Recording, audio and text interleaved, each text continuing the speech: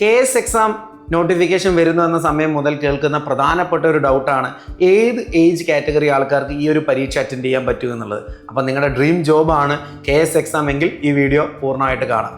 Okay, so stream 1, stream 2, stream 3 കാറ്റഗറിക്കാരുടെ age പറഞ്ഞുകൊണ്ട് ഞാൻ ഈ വീഡിയോ തുടങ്ങാം. ഒന്ന് സ്ട്രീം 1 കാറ്റഗറി ആൾക്കാരാണ്. അവർക്ക് 21 മുതൽ 32 വയസ്സ് വരെയാണ് ഏജ് കാറ്റഗറി എന്ന് പറയുന്നത്.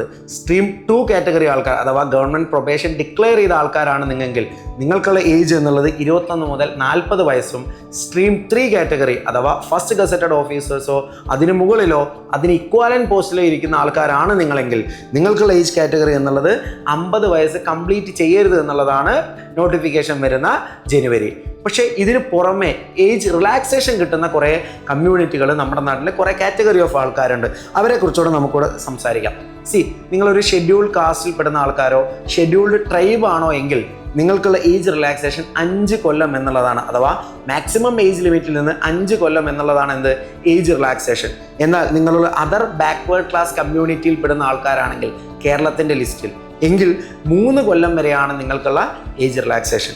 എന്നാൽ നിങ്ങൾ ഡിഫറൻഷ്യലി ഏബിൾഡ് കാൻഡിഡേറ്റ്, ശ്രദ്ധിക്കുക, വിഷൻ, ഹിയറിംഗ്, സ്പീച്ച് എന്നീ രീതിയിലുള്ള ഡിഫറൻഷ്യലി ഏബിൾഡ് കാറ്റഗറിയിൽ പെടുന്ന ആൾക്കാരാണ് നിങ്ങളെങ്കിൽ നിങ്ങൾക്കുള്ള ഏജ് റിലാക്സേഷൻ 15 കൊല്ലം വരെയാണ്.